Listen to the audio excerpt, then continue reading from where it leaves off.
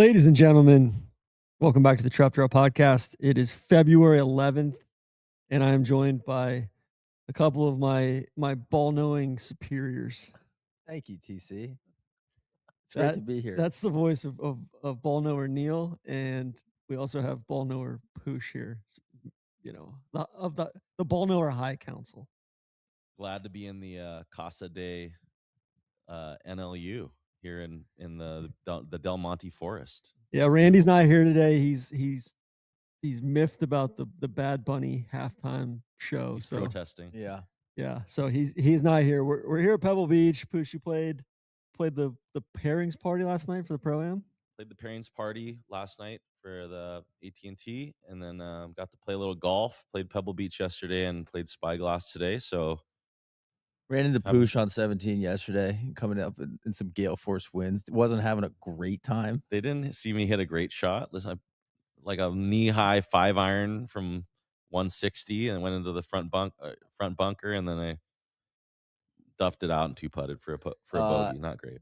Micah Brown hit in the Pacific. I think he hit us like had the hot left one. Well, guys, this is the Trap Draw. We don't talk about golf. But you did play with a nasty para. I did. We played with Manolo. He's a nasty. Manolo was nasty on one coming up 17. Yes, yeah. It was quite a day out there. We saw all the seasons, and so yeah, glad to be here.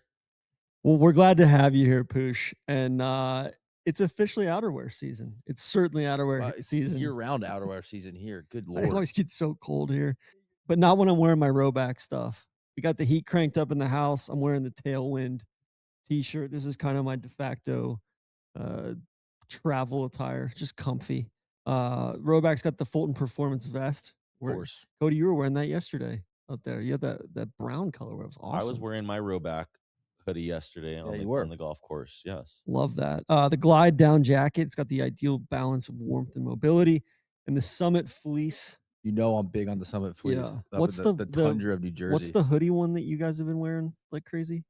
Well, I've got the Hezi on. Watch out. No, I got the fleece. It's like the substantial hoodie. Yeah, that's the no, DJ likes that one. I'm talking about the Summit fleece is like the puffy it's a fleece jacket. Yeah, it's a fleece. The fleece, you know. I packed that for Montana this weekend. Head to Rhoback.com, RHOBACK.com. Use code DRAW for 20% off your first order through the end of this week. That's RHOBACK.com. Use code DRAW. Polos, hoodies, shorts are bomb. Whatever you need, Rhoback's got you covered. Also, thank you to Mr. Jeezy, of course, for always, everything. Guys, I got to mea culpa right off the top. The Bob Huggins congressional campaign, that was that was a meme account. Damn it, TC. But the people are relying on you and Randy to suss that out before you bring know how much news I'm ingesting on a daily basis. No, but you got to double check that stuff. We can't have. We had the whole El Paso thing this morning. They shut down El Paso Airport. They said it was gonna be for 10 days. Well, it's drone related, right? I guess the cartels were sending drones over the border. Yeah, allegedly. Well, you know what? I'm cool if we operate with an abundance of caution with airspace. If you are not sure that commercial airliners are going to be safe, I think they were testing. They were testing the drone, like this drone, like shooting down drones and stuff. This new system that they've got, I guess. So, anyway, neither here nor there. Push. I have my Sable Offshore hat on. That's down in your neck of the woods. Anything you can report on that front? That's not insider. Not really. I don't think it's going well for them, from what I understand. Your boy Phil, I think, is as based on the frequency and the tone of his tweets. I don't think it's going great for Sable Offshore right now. Okay. And breaking news, Poosh is now using AI for his music. That's what we learned here just before we went live, that he's embracing AI. No, I wouldn't go that far, but I would say that I've dipped my toe into some AI music since our initial discussion. Just because I was like, listen, I need to get more informed on this before I, you guys. Before I bring it to the Trap Draw. Well, I told DJ, I said, like, because he was bagging on me on another podcast, on a chop session or something, and I said, well, I mean, they kind of just dropped the question on me out of nowhere, and I didn't even have time to like delve in. I have since delved in, and it is terrifying how good the AI music is now. What do you use? it's called Suno, and I think a lot of songwriters use it for pitching demos to other artists because you can kind of make the AI voices sound like whoever you want. So you could type in like, oh, make it sound like your boy Toby Keith or TC's boy. Thank you. or Neil's boy Bad Bunny Sure. and Ricky Martin, Livin' La Vida Loca, whatever you want it Ricky to sound looked like. great on that Super Bowl halftime, so I need to understand his HGH regimen. So you were just to wrap that up because I am interested in this. It spooked you. You're shook. Well, here's the thing. It could be a really, really incredible tool, but if used it's one properly. of those. It's like the internet, and it's like this could be. You can take it and use it as far as much as you want, and it could go really, really wildly in the wrong direction, and just be like everybody's making songs on and like passing them off as their own, and just like write everything Chuck for Landis. me. And then I can see that happening too, where it's like somebody does literally nothing except for prompting and turns out like a #1 song. So right now, if you were to collab with someone right now, you would just have to say, hey, I have this idea, or pre AI, you could say, hey, I had this idea. You hum a little jingle, and that's how you just got to take my word for it that this is going to be good to collab on. And now you can basically pitch that as a. You can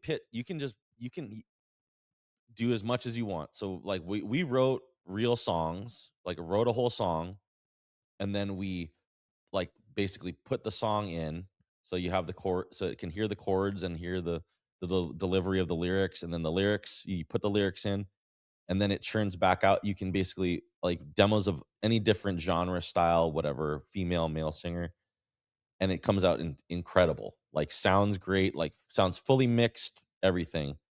And so, but you could also be like, just make me a song that sounds like this and come up with lyrics yourself also, and it will do the whole job for you.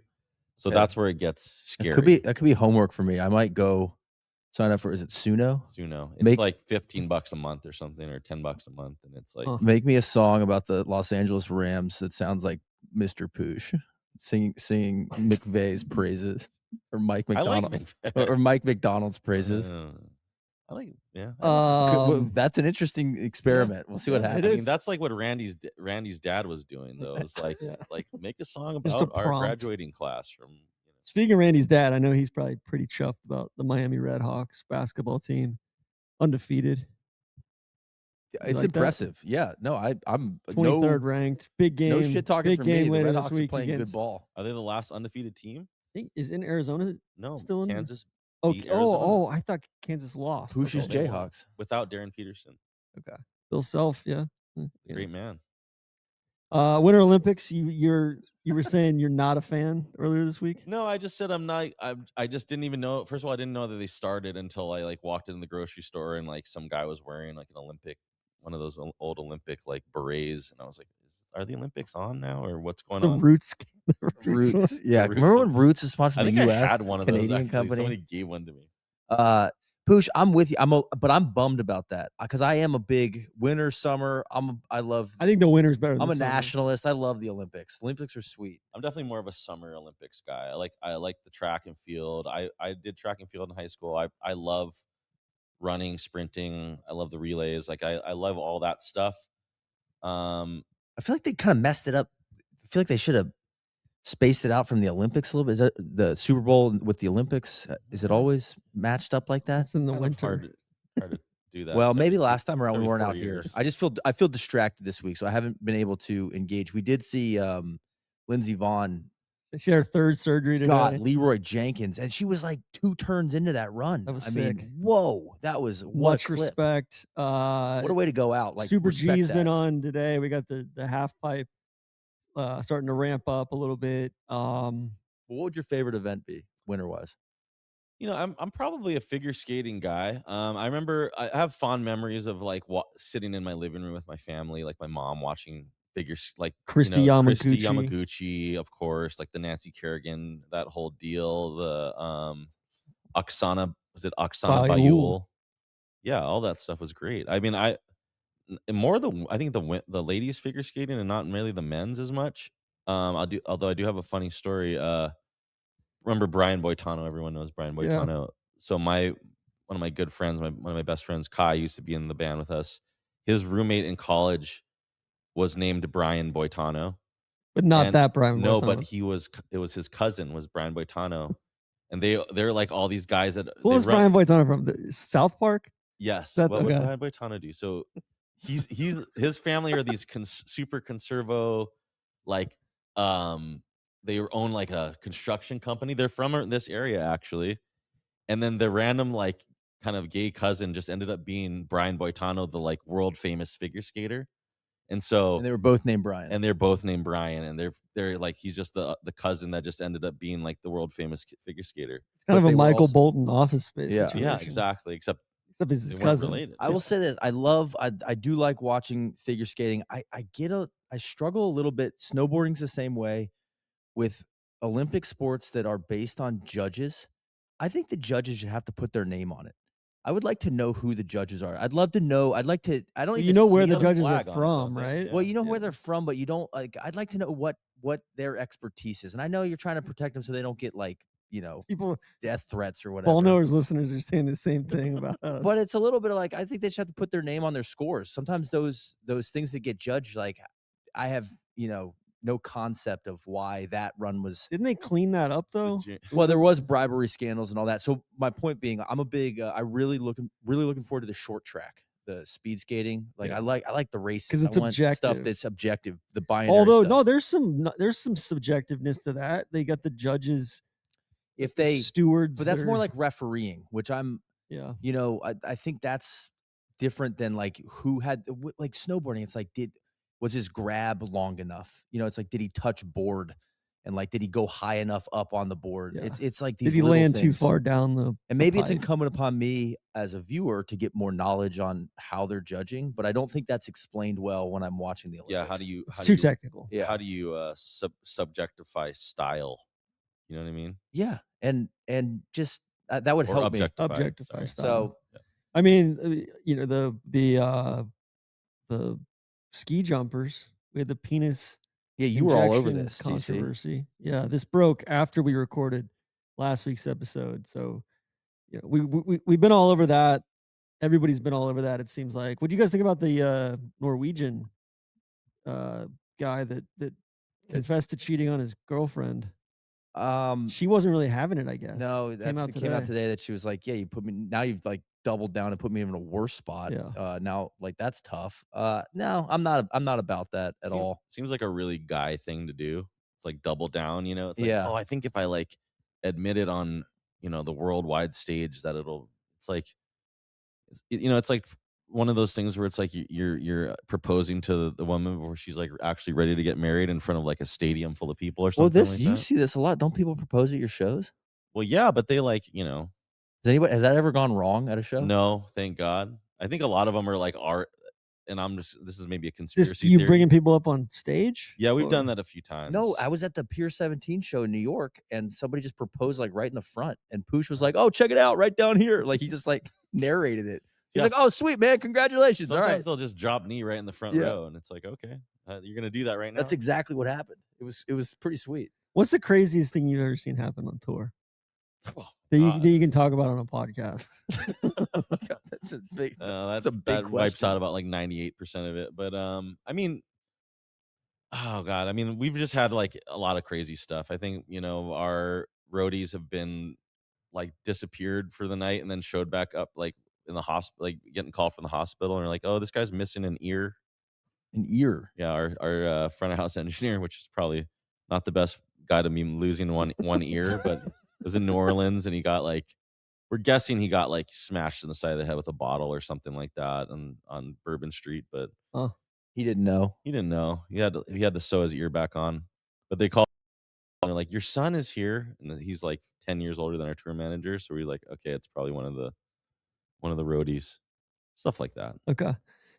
Last thing, you're a big Bitcoin guy, just like Solly. I have Bitcoin, yes. What do you have to say for yourself right now? I have nothing to do with what's going on. Not guilty. I've said this before, and I've had this discussion with Christopher, but we both have we have Bitcoin, and we're not we're not in it to sell it. We're not day trading Bitcoin. So it's just there, and it's in a wallet. And it's TC, great chilling. buying opportunity for you. Yeah. To your credit, you also haven't made it a part of your personality either. That's true. I don't go. I mean, I honestly, like, for me, it's like I bought it years ago, and I'm like, just leave it alone, and I'll check in on it in like 10 years. That was always the whole thing with me, is like, hopefully at the end of it, I'm like, this is my kid's college tuition.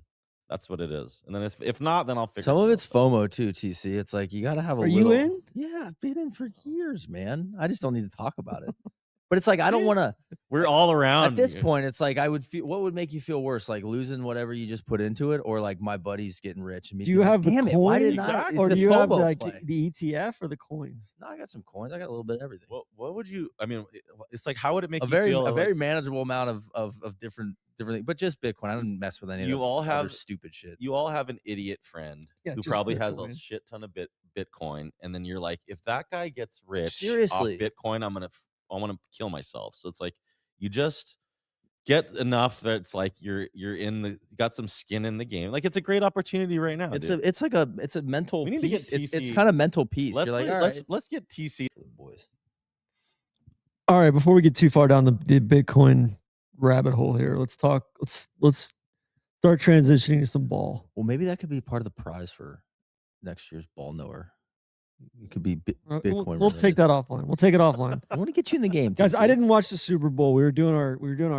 but I'm here to talk about it. Yeah. I didn't watch it, but I'm here to comment. Well, on we're it. gonna wrap up the season. We're gonna look ahead to the draft and to the offseason and everything. But you guys watched the Super Bowl. It was a teams bowl. It was everybody was saying it was boring. It was a defensive bowl. Yeah. Tell me about it. It was. I mean, it was a tough scene for Drake May. I think that will be like when you in 5 years, what am I going to remember? I'm going to be like, yeah, Drake May got like dominated. Played like a rookie. Yes, or he did. like a second year guy. Some of it wasn't his fault. Tons and tons of pressure. Like he was just under attack the whole game. But then anytime they got momentum, he made a big mistake. Either holding on to the ball too long for like a really bizarre pick six, or the one he threw over the middle wasn't. It was like triple coverage. Just in no realm. They went back and showed it in Collinsworth. Collinsworth's reaction was like, he didn't even like want to comment on it. He's like, it was just awful. It was like, just doesn't belong in a Super Bowl kind of throw. So tough. They were definitely trying to like create a narrative that the comeback was on, and I was like, no. Like, I've been watching. They were picking up a little bit of momentum though. Maybe Seahawks are the defense. I watched that defense good. all year long, and the defense is so good, and they're so solid, and it's like the only team that really had success against them was the Rams, and it was just basically Stafford. And I just watched a clip of Julian Love was on the sideline, and he's going like, "Yo, this rookie is he needs to hitch one time before to make sure the guy's open. He's not just like ripping it like Stafford. Like he says it in the sideline of the Super Bowl. It's like Matt Stafford is a like 15-year vet, and as soon as he knows exactly inherently when the guy's coming open, he's ripping it. And it's not like I need to see him clear by a yard. I'm afraid to make this mistake. It's like Stafford's just like gone. And so that's what you have to do against that defense, is like you just have to commit and be on time and be patient, because they play that shell. Yeah. And so on that same drive, when he threw that bad pick, the other thing, teams related, the Patriots almost blocked a punt. Like I thought they had blocked it, which would have been a massive momentum shift. And then returner didn't catch it, and they downed on like the 2-yard line. So the Patriots were driving out. They're probably on like the 30, 35. They were putting a drive together, and Drake May was making some pretty good patient throws. And then he tried to force one over the middle, and that was the end of the game. It was like, okay, this is I can't remember what the score was. I think the Patriots had 7 points at that time. So will you apologize? 21-7. I think, yeah. Well, it was such house money for the Patriots to be in the Super Bowl that I'm not going to apologize for that at all. I was kidding. It was like that's not going to happen. Now, what I want to know from you two specifically is all this slurping of Kyle, and this is the house of Kyle. Kyle didn't win Coach of the Year, but Kyle. Same division. Mike McDonald gets the last laugh, and even for me over genius boy McVay down in LA. I mean, Mike McDonald's probably not getting enough love. Fair, unfair? Totally fair. I think Second-year guy just won the Super Bowl, and I mean, unbelievable he's a job. really, really good defensive coach. I mean, it's like the team is well coached. They're the number one defense. They didn't turn the ball over one time in the playoffs. Yeah, which is crazy. They're the number one special teams unit in the NFL all season long. Well, other than I think the Jets were vying for that spot too, but I think the Jets had great teams. Great teams. I think they were one and the Niners were Well, two. real so maybe football the Jets teams. were yeah, but I'm just calling that out. The Jets, they had a bad team, but they had great teams, Okay, which fair I enough. figured the you guys Jets would also appreciate. didn't have to kick off much. They didn't have to kick field goals. They didn't have to kick extra points. Sure, They punted a lot. sure. Yeah, Great process though. We'll get to the Jets. most yards punting. Yeah. Kenneth Walker 3.0 stud. Yeah. Everybody was worried that he's not, the best pass blocker with Charbonnet out. Didn't seem to cost him too much, though. It was a defensive struggle. It wasn't like the Seahawks offense was lighting things up. I'm much more of a. I was invested heavily in the Kenneth Walker the third Cabernet all year long, and everybody the Clint with the K is much more of a buttery Charbonnet kind of guy. So he was just popping whites all summer, and I guess that came out in not exactly not the way that I wanted it to, but he was popping Charbonnets all summer, and it was like all Poosh is doing a wine bit. I'm doing a wine bit, and We're deep in the wine. I really wanted the Kenneth Walker cab to pop this year, and he never really got out of the decanter until Charbonnet got hurt. Super Bowl MVP. Kenneth Walker should get some of Mel Tucker's, money from Michigan State for getting him that job, because he was the dude. He's good. He's good. And he's 25 years old. And that's the other thing with the Seahawks. Like you think about, he's a free agent too. People talking dynasty. It's like, man, they got 60 million plus in cap space. It's like they got young defense, like room to run. Now they lost offensive coordinator. Obviously, that could, with a defensive coach, that could be an issue. But it feels like they have a really, really good foundation up there. Neil, what are the chances your Patriots backslide a little bit? I think very high. I would bet on that. I would sell a little bit on the Patriots. They overachieved this year. Will Campbell might have T-Rex arms. Yeah, we're worried about his wingspan a little bit.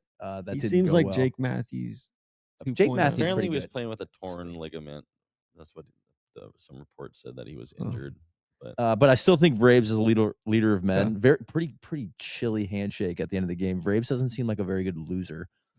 It wasn't a bear. I don't think hug. McDonald's a big talker either. What's that? I said I don't think McDonald's a big talker either. Yeah, he's pretty to the point and everything. And we said, hey, he's a really good defensive coach. I think he's just a really good head coach. He's a really good program. But what I would shout out for the Patriots, until that pick, honestly, it was like they didn't wave the white flag. It was just field goals. Like the defense, Christian Gonzalez, I think he's up for an extension for Patriots. He is so good. He's caught my eye all season. I'm not breaking any news here, but he stepped up in big moments. He had at least 2 pass breakups. Like I've been impressed with him all season. So he should get paid. But the Patriots, they probably need to. What do they do with Stephon Diggs? Sounds like AJ Brown is on the market from Philly. Like, would the Patriots want to pick him up? Sounds like Diggs might be on the market in the dating game. What, he had two different chicks at the Super Bowl. Yeah, well, Cardi B and him are going back and forth might have now. some problems on that front too. Yeah, he had a court case that got pushed out past the Super Bowl. Yikes! Patriots are also going to be going from playing a 4th place schedule to a 1st place schedule next year, and that's going to be a massive difference. They do play in a rancid division. My call on the Patriots was just for this year. Like we'll reevaluate. I'm not saying that they're going to rule the AFC East, but I thought it was a fun story. I don't even like the Patriots, but it was kind of fun to see some, see them take a leap like that. So, let's thank Whoop. Of course, this podcast, it's brought to you by Whoop, and we got the new 3.0 guys. Excuse me, 5.0. The new Whoop 5.0. God, you're talking about Kenneth Walker 3.0. That's what I was thinking of. The new Whoop 5.0. Tons of new features, including 14+ day battery life. I think I'm on day 10 with mine currently. It's nice. You don't have to go on the road with the battery. It's money. Wear it daily. Improve your health. Daily Whoop whereas linked to 91 more minutes of weekly activity. I can attest to that, especially when you're doing a 10 strain challenge. 2.3 more hours of sleep per week and over a 10% higher HRV. Members see faster gains, stronger habits, and better outcomes across their goals.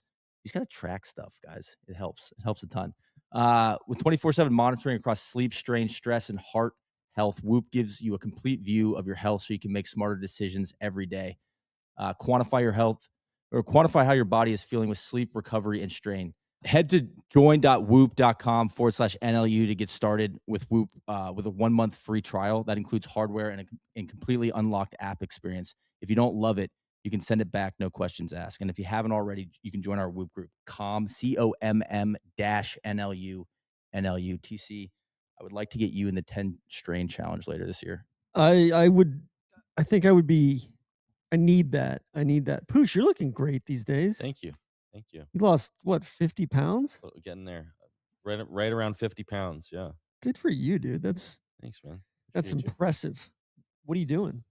Just I did this this reset. It was called a metabolic reset diet, basically, and it was like just counting my calories. I cut out sugar, booze, and added fat. So like no cooking with oil. I was cooking with like chicken broth, like mono fats. Yeah. So it's like you just cook whatever the fat that's like in the protein, the lean protein.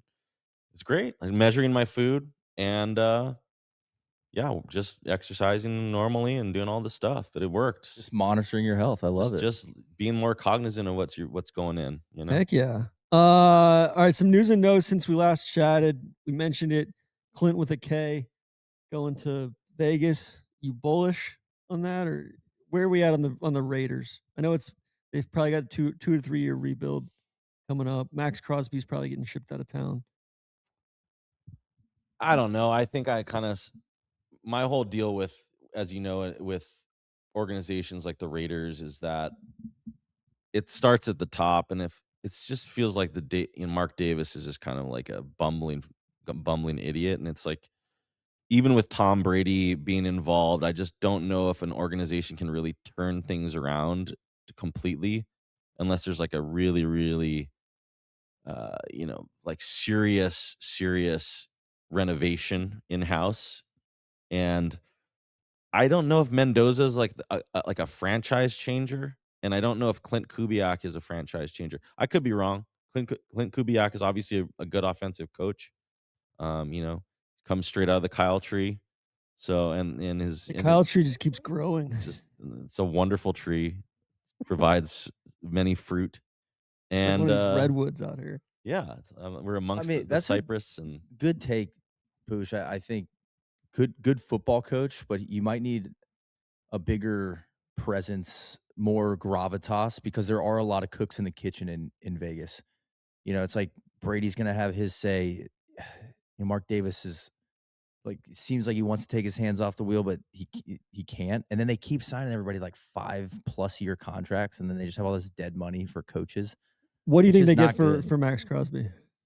I think you got to get. He's older though, is the thing. He's what? Yeah. He's 30, 31 or something like that. Clint said he wants him around. He wants him to be part of the organization. You got to probably get a first for him, which I'd probably do, because it's like he's also up for a big contract extension. Yeah. So big news today during our golf live shows, we had Andrew Novak on for Andrew. 30 minutes.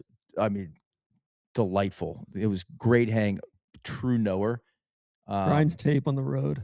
Yeah, and he was saying, we were asking him, like, he was like, I can give, he expert on the draft. He was like, yeah, Mendoza doesn't know if he can make all the throws. He's like, in college, I'm seeing a lot of back shoulders. What do you say? Back shoulder throws, back shoulders, and RPOs. And RPOs. He's like, I don't know if he's a finished product yet. They made back shoulder throwing at Indiana all year. That's kind of all college football these days, though, because it's like unstoppable for like. It's the same thing with Trinidad Chambliss at I know, and then you have basically what Mendoza, Chambliss, and Nussmeier. Ty Simpson, Nussmeier. I don't think it. Oh yeah, he is coming out. Yeah, but Nussmeier probably going to be a second day or. I think Nussmeier is probably I honestly think Nussmeier is probably the best quarterback in the draft. Like I think he might end a little undersized, but yeah, it was just such a dumpster fire of a situation. He showed out at the Senior Bowl though, and I think that was like because he hadn't played all year. Like that was he kind of like reinserted himself into the conversation. And creepy Carson Beck is just like 85 years old. Nobody cares anymore. Because 3 years ago, he was like the number one prospect. He seems like a guy that could come in and be a career backup for 6 to 8 years. Probably an NFL backup. Yeah, which is good. Listen, I'm not a Carson James Beck Pierce, bad. Yeah, bad stuff. Both your guys. Terry Fontenot. No, well, Novak again, a Panthers guy, so he was happy to shard on Toronto and I as so Atlanta Neil and guys. I made the joke about we were like, hey, congrats to you for Kuechly making the Hall of Fame, and we said Kuechly. Did you see that clip that they posted? Yes. Where Kuechly, Julius What's up, Peppers. Pep? What's up, Pep? Yeah. So what's big, up, Pep? You're still big, Pep. He looked like he was it's No, like an average Tuesday. But Novak's point, which is a fair one, is we trade. He's like, hey, you traded 2 first rounders for I'm not a Falcons guy felon. anymore. Like, nice work. Yeah. Like, what are you guys gonna do with your first round pick this year? Like, oh, never mind. Like, we got to dig out of a hole a little bit in Atlanta. A lot of talent on the roster, TC. But it sounds like Matthew Ice is. What do you do with Kyle Pitts? You got to re-sign Drake London. It's more the QB situation. We're gonna probably release Kirk Cousins. And Penix is coming off his 3rd ACL injury, 5th season-ending injury, and he's not a runner. So it's like, okay, if he comes back, might not impact him that much. He's nebbish. But then it's not like there's any QBs nebbish out there on the waiver wires. All right, so Malik Willis. Malik Willis is kind of I like think that's fool's gold.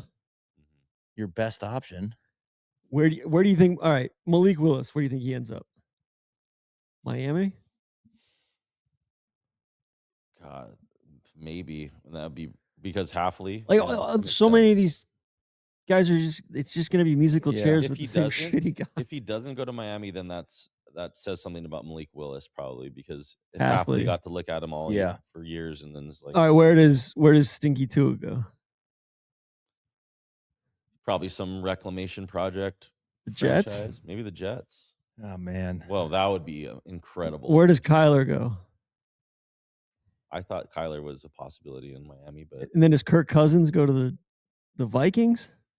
No, they were saying the Falcons might try to waive him and then re-sign him on a team-friendly deal, like Kyler test the waters. Kyler could be an interesting in Minnesota.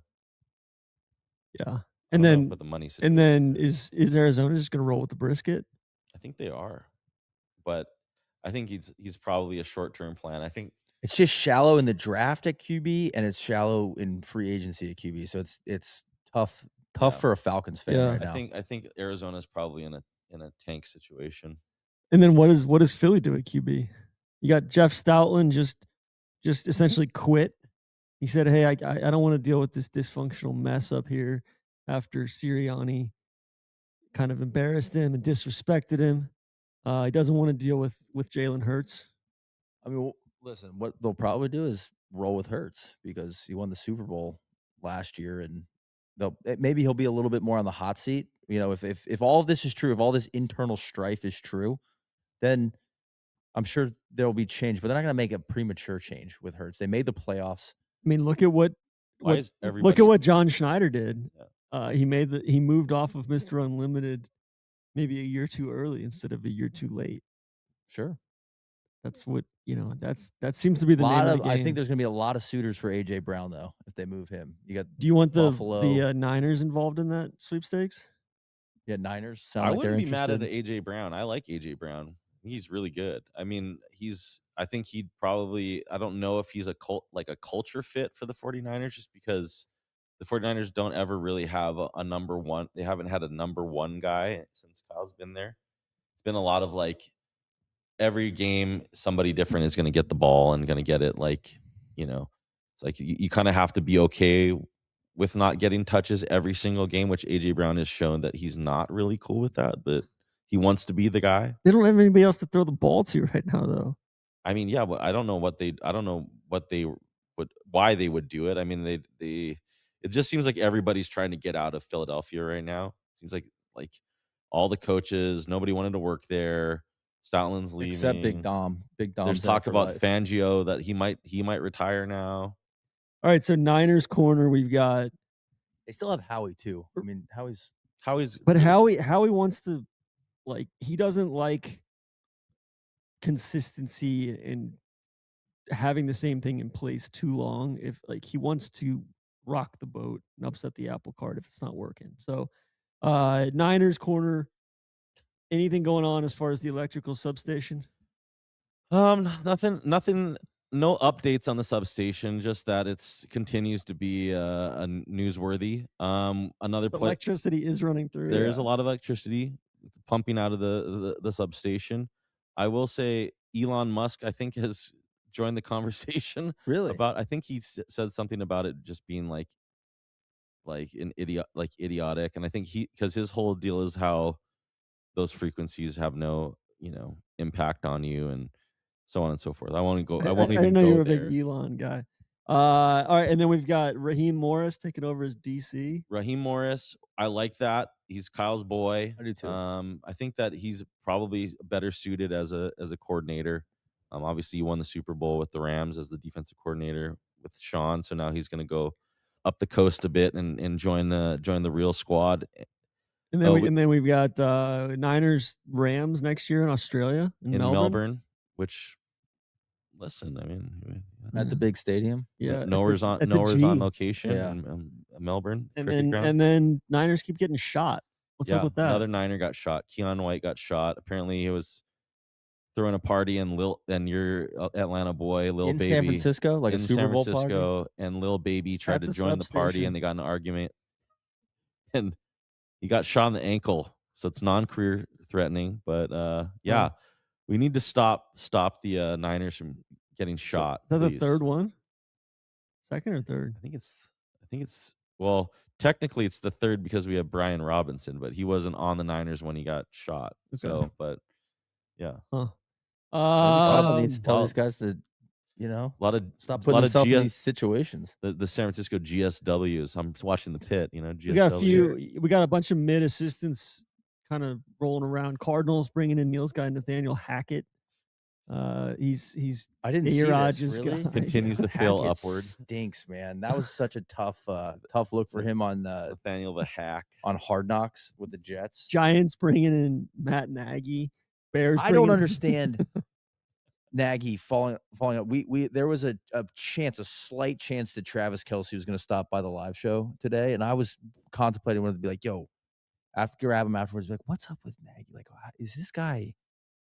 Like, does he have? Can we get some real? Like, for real? Like, the guy seems like he stinks, but he continues to get like big jobs. I don't understand. Solly's guy Press Taylor going to the Bears. Yikes. Yikes is right. Bill Musgrave and Frank Reich going to Neil's Jets to head up the offense there.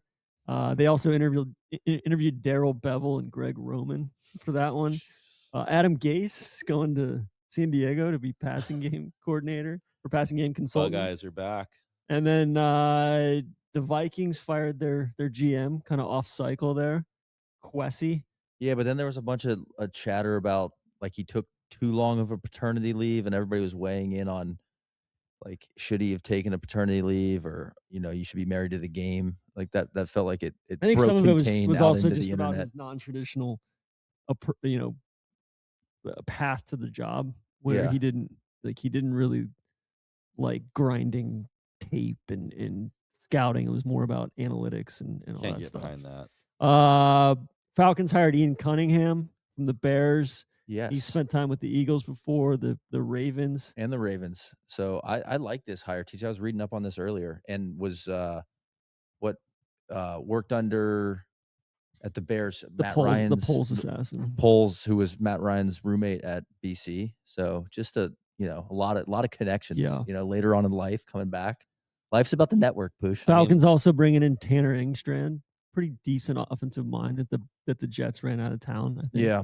And then you got the Rams bringing in Bubba Ventrone to head up their teams. Needed it. And Cliff with a K. Yeah, Cliff with a K going there to be a coordinator. How about that? Interesting. So, Neil, who do you think that Seattle's going to hire? They haven't hired an offensive coordinator yet, have they? They might. I'm guessing they maybe promote from within. I mean, that would be my first guess. Is like they try to keep somebody Rot's been with Clint with a K around, but I don't know. I honestly don't know because I think they probably want to stay in the system. So they might even go looking around at, some of the other Kyle Tree guys and try to bring one of the, pass game coordinators or run game coordinators in from another franchise. And then Clay with a K is the guy with the Clay Niners. is with Stain because he's already has the offensive coordinator. So you can't go lateral. Yeah, you can't. You can block the lateral move. Okay. I also think it sounds like Aaron Rodgers is going to string out his decision in Pittsburgh for 6 Your months. guy, Neil. I hate that. It's like, dude, they brought in McCarthy. You gotta, like, for everybody, for your own sake, like, you gotta sign up for a year with you. They reunited the band. You got to do a one final farewell tour here for us, bud. Come on, it's unbelievable. Are you still a big A-Rod guy? I think he's wearing me out, man. He's really wearing me out. I feel like I'm nostalgic for a time that's not coming back. Maybe this year, this time next year, we'll be sitting here and A-Rod just sitting here doing the BallKnowers with us because he's playing the AT&T Pebble Beach. Yeah, maybe exactly. I don't think that I didn't like the McCarthy hire, but maybe this is a bridge to a new era for them. But if they hire him and then Rodgers doesn't come back, I think McCarthy will, they'll find somebody else. But like we said, it's light QB wise, just free agency wise, Mac and Jones is in the draft. Mac Jones is like, maybe the number one free agent target, which is tough. So no, he's not a free agent though. Well, he's not, but he could be. So they'd have to deal him. Have to deal him, yeah. But he's on the market. So. Oh, I thought they wanted to keep him. Well, they're saying that, but I think that if somebody offers a first, they'll probably. Everybody has a price, TC. All right. Buying and selling. Yes, buying and selling. Who are you buying on next year? It could be team, preferably team. I got two teams and I kind of hate that I'm saying this, but I'm buying, not rooting for, but buying the Giants. I think Diet Baugh is walking into a really good situation. Dart rules too. They got talent on defense. I think that team, Scadaboo should be back, doing weird stuff. Like, I think he is that big personality that you're talking about with the Raiders, like has an aura, has gravitas to handle the New York market. I think the Giants are gonna kind of. I would predict them to run not the Super Bowl, but a Patriots like, oh my God, these guys are, they're bouncing back in a big way next year. Okay, who's your second? The Ravens. Also, I think Jesse Minter is a really good hire for them from a continuity standpoint. I think he knows the organization really well. Baugh disciple, right? Michigan and out in San Diego. Full ball. Yeah. Original ball. So yeah, I think because the Ravens took a step back on defense and he's defensive minded. They have obviously the firepower on offense. Who'd they hire for OC in Baltimore? Because Monken left. No, it was Monken's in Cleveland now. That's what I'm saying. He left. So, but I just, for the Ravens, I feel like that was a good identity hire. Declan Doyle from the Bears.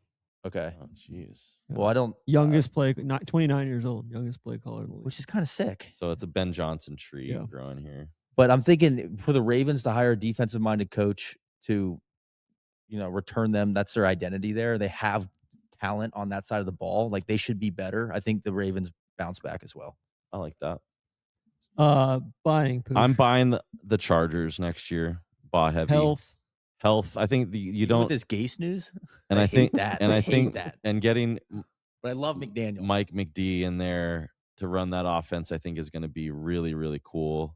This is not a Herbert household, but we. I think the floor is high with Herbert. He's obviously talented. He's obviously got a lot of juice. McDonald, I think, is from his initial statements, were basically what we've been saying for years now, which is, let's just take some of the responsibility off of this guy. McDaniel's saying that. McDaniel on running the football and protecting him and like not making it the entire offense his identity, basically him making some superstar play every single time and having to like do crazy shit all the time. Let's just run a real professional operation over here, balance, do the little things well, and just and then when he needs to make a play, he can make the play. But that's not what the offense is, which it seems like it was. Okay. Anybody else? I think the Panthers are going to be kind of interesting next year. I think they're a young team. I think that they drafted really well last year. I think they're returning both sides of the ball on the staff. Evero is coming back, who I think is good. And I think that, if they can draft well, I think that team gets interesting. I think they're really well coached. I'm not sold on Bryce being the long-term solution. And when a team wins that many close games, I worry about it a little bit. Bill Barnwell, the Pythagorean. Is that his block? Yeah. I don't know. It's the same thing with the Broncos. Just so many close games they won, like they pulled out of their ass last year. Like that. Tell you who, Neil, you're gonna like this. I am in on the Lions. Next year, I think Applebee's Dan bringing in Petzing as OC. I don't think Dan. We can't have Dan calling plays. No. Can't have Dan having glasses on the sideline. And it was a competent offense. I just think they're you need more focus on that side of the ball. I think they've been snake bit a little bit by injuries. I think too, and I think they're going to try to go all in because I think they know, all right, this is our window right now with Goff.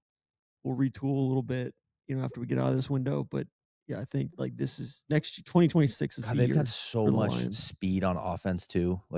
I like that. They got dudes in the secondary. TC.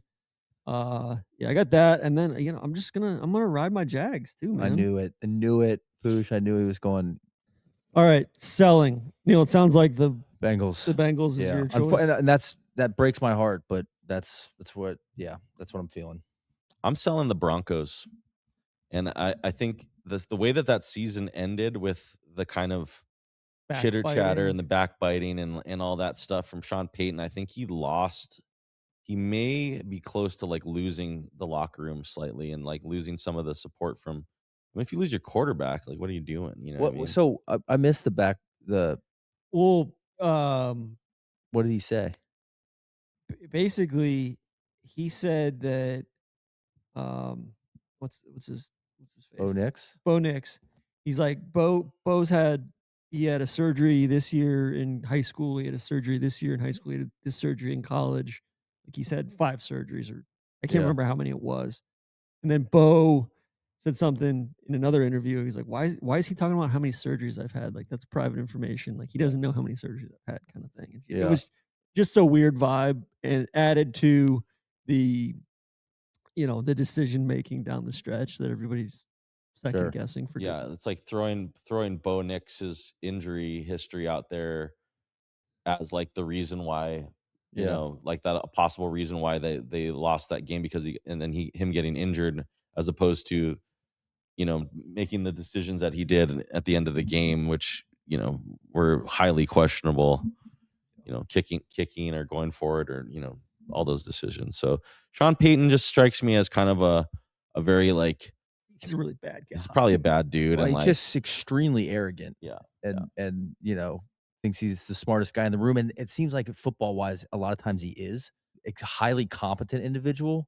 But then you hear the play calls. It's man, it's complicated with him. He's gonna call the play. He comes from the Parcells line, and it's the Parcells line was he's the guy, and I'm all powerful, unquestioned, and you don't question the coach and everything. So I think I'm selling the Chiefs even more so than this year. It's the end of the I think Chris Jones his body's gonna break down on him, and you got I bet they invest in running back heavily in the draft, whether that's with Love, one of the 2 Notre Dame guys, or Jadarian Prince or Price. But I could see them just continuing to struggle. I don't know what to do with the Commanders either. They're just so hopelessly bored. Jaden Daniels seems like a good dude, good quarterback, but they're just one injury from him away from I know there's not a lot. There's never a lot of nothing exciting. Scary Terry doesn't get me all jacked up. It's just there's no juice. What I really didn't understand about that franchise is that they had that run 2 seasons ago where Jaden gets hot. They kind of they get a good draw in the playoffs, and they kind of make their way through. Obviously, kind of eventually getting blown out by the Eagles, but they had it seemed like that was very obviously the last run that roster had. A lot of really old guys. And then they go in the offseason and they go out, they keep Bobby Wagner around, and they keep who played pretty well. Who played okay, but year. he's obviously lost a step. And then they bring in Debo, who's like, Debo on his basically going into like his third contract, and he's definitely lost a step. And it's like they're probably going to cut him now. And it just seemed like a weird, they were trying to bump their window up prematurely, which makes sense because you got Jaden Daniels on a really good contract. That's probably some of it, right? Like you got to take advantage of a potential franchise quarterback on a rookie deal. But it's also like, are you gonna lie to yourself and say like this because the season before, the O-line overperformed, like really overperformed, and then they seemingly got worse on defense this past year. Yeah. And instead of just like dumping all those bad contracts and getting rid of all the old players and kind of trying to reset, they kind of just like rolled it. They just rolled it over again. Yeah. And it was like, that just seemed like a really puzzling team. And obviously it didn't work out for them. So, I don't know. It's kind of they don't seem like they're in a good place right now. It seems like they really need to just like cut bait with a lot of those old guys. All right. Stat for you guys. How many coaches do you think get axed next year? Because this stat from 2020 to 2022, there were 22 head coaches hired. Only 4 of those head coaches remain employed by the team that hired them. God, the hot seat's gotten a lot hotter. I don't think Aaron Glenn's going to be around, so you can add Jets to the list. I feel like he's just set up to fail in New York. I mean, I think just there's probably less because so many got hired this year. They'll get 1 year, Does Todd Bowles make it? Tampa Bay. I think if they don't make the playoffs at minimum, he probably gets canned. Yeah. LaFleur seems like they got a vote of confidence. Him and Goody up there. Yeah, they extended him, so he's probably set. I don't know who else would really be on the brink there. Zach Taylor. Zach Taylor. He wouldn't get fired, but I'm concerned about. I'm not sold on Joe Brady in Buffalo. On like, we're sticking with the same kind of. Mujahideen. Yeah, like I don't know if he's changing up the vibe from Sean. Is he the one that's going to get you over the hump? Like, was Sean McDermott just like the roadblock? It's like, no, if you're going to fire him, you probably want to bring in new blood. I'll add Dan Quinn, and I'll probably add Brian Schottenheimer into that mix too. Shoddy? See, I'm buying Shoddy. I'm buying Cowboys. I'm buying Shoddy. He probably won't get fired. I've done a 180 on Dak. How about that? He's not gonna get fired next year because Jerry doesn't do that. Like Jerry, who's gonna ride, doesn't like to pay coaches. And Shoddy's a good coach. I think he's pretty good. I don't think he's that good. I think he whiffed on Flus. I think he majorly whiffed on your boy Flus. I mean, that's why you're junior knower this year. You missed on Flus. You missed on some other calls. Yeah. But you invested heavily in Flus, and it didn't work out. Do we think the Cardinals have any hope? No. Mike LaFleur, like, not a lot of exciting stuff going on. If they're going to stick with the brisket, it doesn't feel like they're doing much. What the hell happened to Marvin Harrison 2.0? Is he just? I don't know. I can't. He was so good. Yeah. At Ohio State. I can't figure that one out. Well, then the preseason this last year was like he gained too much muscle. Everybody, you remember? David Bach. He stopped running the right routes and stuff this year. Like he was just, it was crazy. He had the drops. He had a confidence issue. I think it's like, you'd hope if you're a Cardinals fan that it's just early season. Yeah, and dealing with Kyler, and having 2 different quarterbacks where, I think the brisket is definitely a better thrower of the football than Kyler. And so I think that was evidenced by how well Michael Wilson played when the Predator, your boy Harrison 2.0 was out. Like, Wilson just took over. He was getting like 15 catches and 200 yards a game. It was crazy. And you'd hope that Harrison would be able to like produce at that level at some point, but I hope I tend to think that he's still going to come good because I think he's too talented and he's like physically such a big, like imposing guy that it'd be really hard for him to fail. Just I think he suffered from the confidence issues, and it probably had to do with like coaching and dealing with. Seems like a tough situation. Yeah. Poosh, where does Brandon Ayuk end up next year? Can I ask, what? Can you just back up and explain to me what happened with Ayuk? I still don't really understand it. I think they do either. He just didn't want to play. He just disappeared. So what the story that is out there, that I've every probably Niner fan is, they're trying to figure it out and they're trying to understand it and trying to piece it all together. But the year before, obviously he held in, so he was at training camp. He was healthy. He wasn't like holding out or doing it. He was there at camp. They're It's gonna like what James Cook did. He wasn't practicing though. They were but he would practice off to the side, sit in the meetings and all that stuff. They were gonna deal him to Pittsburgh. The deal was on the table. There was a deal out there for Pittsburgh to send over a second and a player. And at the last minute, the story is that Kyle ran up the stairs and said, "We're gonna keep." He had a chat with Brandon Ayuk and he said, like, Brandon wants to stay here. He had passed on Cleveland, had offered him more money, and so did Pittsburgh. And Brandon was like, "No, I want to stay." So Kyle ran up the stairs and said, "He wants to stay here. Like, let's keep him." So they end up paying him the contract. Week 7 or whatever it was, he blows out his knee. And last year against the Chiefs. And so, the whole year kind of goes to crap. He comes back, they're waiting for him. He had a really big knee reconstruction. He was a double, he did multiple tendons, patella, all that, ACL, MCL. So it was a long recovery. He wasn't ready when the preseason started. He just wasn't hitting his markers. And then all of a sudden he was showing up and training in the house. And then all of a sudden he just stopped showing up. And in the beginning he missed a couple of things, and they were like, "Yo, dude, you need to like show up, or we're gonna take away your guaranteed money." And he just didn't show. Then they end up taking away his. So the guaranteed money then doesn't count against the cap. Doesn't count. So sick. So they're gonna reclaim like 30 million or something, like 30 million bucks. Got to be so happy. And so but they haven't cut him. They haven't cut him. They still own his rights, Yeah. but they didn't have to pay him the $25 million that they owed him last year. I feel he like basically Jerry just Jones just said, "I don't want to." Maybe he just doesn't want to play anymore. But well, and then he filmed something on his phone driving past the facility going 100 miles an hour. See, that sucks. Like, I hope he's. It's kind of like Antonio Brown. Yeah, like I hope he's all right. I think that was a lot of people. Then people started getting like worried about him. Like, okay, maybe this guy needs a mental health check, which hopefully not. But I think they talked to a lot of players, and all the players were just like, I've tried to talk to him.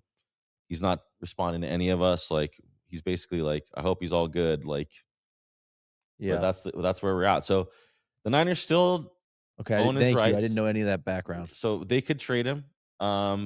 Obviously, I think a lot of teams would probably be like, wait, they're going to cut him anyway because he's not going to play for the 49ers. But I think they would probably want to try to get something back for him, whether it be a 3rd, 4th, 5th, 6th round pick, whatever you could get at this point is probably. I feel like Jerry Jones should just raise his hand and say, "Hey, we'll take a flyer." It's like a good fit.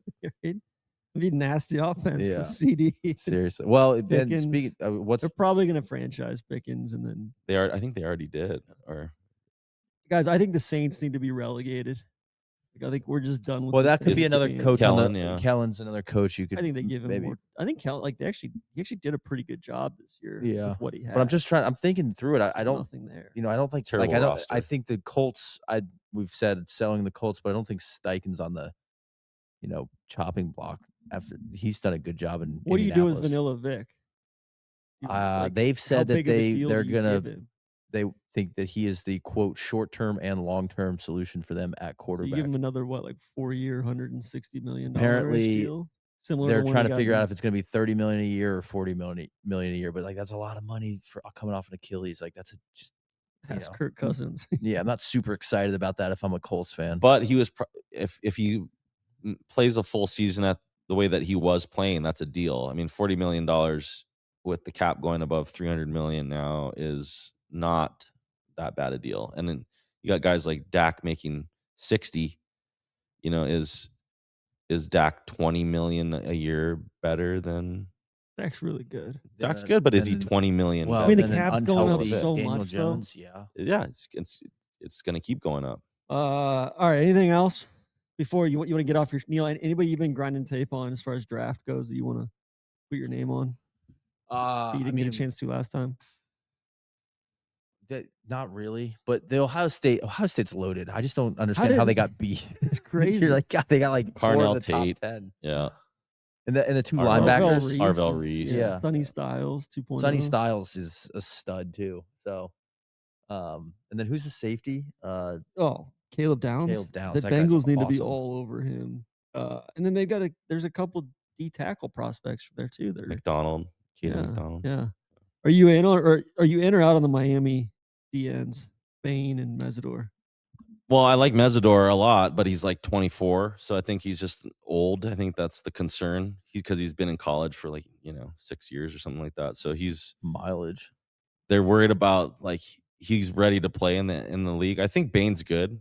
I think he's probably like I like him better than like the light bodies that went last year. I don't know. Can't do light bodies on the trap. No, we're over the light bodies. That's why I didn't. Poosh is a light body. I didn't like. Yeah, Poosh I didn't like himself. those ATLs self-low there. Classic case. I didn't like those light bodies that Atlanta took last year. They're good pass rushers, but we like three down players. We do, Poosh. We do. So Poosh, what was your 40 time? 4.8. That's pretty good. That's moving. I was moving. What was your playing weight? In high school was like 230. In college was like 258, 260. Okay. Yeah, I've always been like heavy for my even when I was like I was playing. Except for now. Now you're light. Well, body. I'm heavier than that now, but I was like playing soccer. I was playing soccer in midfield, and I was in high school, and I was still at like 230. Okay. So carried it well though, 4.57.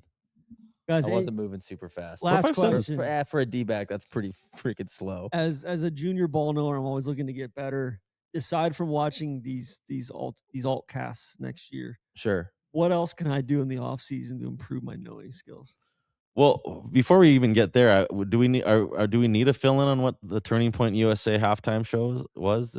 This starts in 2020. Okay. In 2026, Yeah, 2027. he should have been Okay, watching okay. that though. Yeah, I was doing the podcast. There's no excuses, man.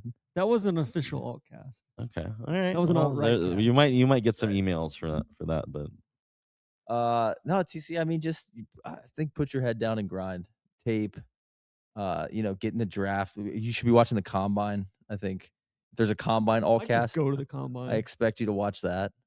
I would say maybe like if a coach gets fired because he's not very good at his job, like probably like take that into account and like don't invest in that guy hardcore the next year. Yeah, I know. Neil, I continue to hold out hope that your guy Woody pops up in the files somewhere. I know. The Jets it's tough, man. But at least the Falcons have a future. I feel good about what's going on in Atlanta. So that's exciting. And Niners, I'm as ever. I think we're good. I think we're in a good place. Of course. Big draft. I think the draft is really that's always going to be the case, but which to your credit, you guys have drafted well. So that's fine. Well, there's a debate around that, but I think they've drafted good players. They need to draft players that are the next kind of big wave, like the Kittles and the Warners and those kind of players that they got. Yeah, like it's Trent. Big. Do you think they finally take a left tackle this year? I don't. Okay. I think Trent has stated that he wants to play into his 40s, and I think they're just gonna say, listen, like if we don't have to invest into like which they're stated we only draft tackles that fit a very specific mold, and I think at left tackle it's like the mold is like we need an apex predator, like we need a dude, like a top.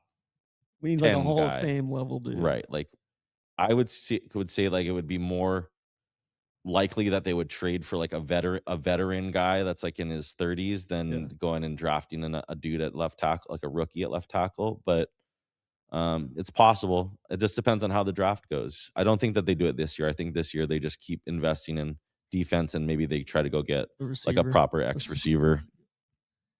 We'll love it. I think, God, I'd love to see him holler at that Oregon tight end. Sadiq. Yeah. Yeah. Kenyon Sadiq. Yeah. That would be an interesting play. I mean, that would be like, evolution. We just see like Kyle going like Kittle, Kittle will be out for a while, but like going Sadiq and just going big body like wide receivers on the interior and just heavy formations. Arthur Smith. 13 personnel. Talking Arthur Smith ball. Where did Arthur Smith land? Ohio State, I think. Oh, that's right. Fuck Texas. Yeah. And then who did Saleh hire? He hired Dable. That's right. And the quote was he's always thought Dable was an asshole, and now they're coaching together. Like they've never liked each other. Well, they were across, which I was like, hell yeah. They were sharing the Meadowlands for a while. Yeah. All right. Last question. What are you buying or selling the Texans? I think they're a fascinating. I was actually debating when you asked that. I was thinking about them because I do think that defense is world class, but now we have a major question mark with CJ Stroud, and I think I stated on the last BallKnowers that I'm not buying. I'm selling CJ Stroud. So I'm in a bit of a quandary because I really believe in D'Amico and the defense, but I really do not. I'm not confident in CJ Stroud and the offense. So I think it's another one of those things where it really depends on what happens in the draft. If they can really stack the offense for CJ Stroud, and I think if they can get a decent running game going and continue to fix the offensive line, because Nico, like they have big body wide receivers. They got Nico. They've got weapons, but they need. Yeah, I think they need to probably invest even more in the offensive line and then in the running back. So if they can do that, then I think they're a contender, because I do think the AFC is pretty. It's hard to pick any one team from the AFC as a real dominant contender. I think AFC South's gonna be really interesting next year. Yeah, I'm fascinated also to see what the Colts do with Anthony Richardson. They trade him and somebody tries to make him a reclamation project. Anthony Richardson to Miami would be interesting also. Yeah. Go down there and play in Miami. So, well, that's all for today in person. Always a pleasure to know in person. Pleasure to be here. Yeah. How'd you play, Poosh? Played pretty well today. Played really, really bad yesterday at Pebble. I mean, the conditions were crazy. It was like 40-mile-an-hour winds when we got to number 6. So we got to the coast and it was really, really brutal. Shot 85 yesterday, which for me was pretty bad. You post it? I did. Yeah. Good. What are you playing off of right now? 3. Okay, so you're back down. Yeah, 3.2. And then I shot 78 today, but I lipped out legitimately lipped out 4 birdies on the back 9. I could have shot like 4 or 5 under par on the back 9, but you didn't. I didn't. So yeah. Highlight of the seseason. Highlight of the season. Us being vindicated on Jalen Hurts. I think the Hurts vindication was not my massive. Call. I just go back to like your Pats call was fine. Like good job. I think the Eagles Niners game was yeah that was my highlight. It was like Ali Foreman, rumble in the jungle. 2 teams that didn't make this. After having like multiple Eagles fans in my mentions trying to tell me that Jalen Hurts is better than Josh Allen, and then to have Brock Purdy go into Philadelphia with plumbers, literal electricians, and like literal tradesmen, the guys laying the fiber out there, and Kyle just did it with smoke and mirrors and guts and guile. And the throw by Juwan Jennings was just like, that'll live forever in my memory. It's great, just a great win and a vindication for the BallKnowers. Thank you. Except for that.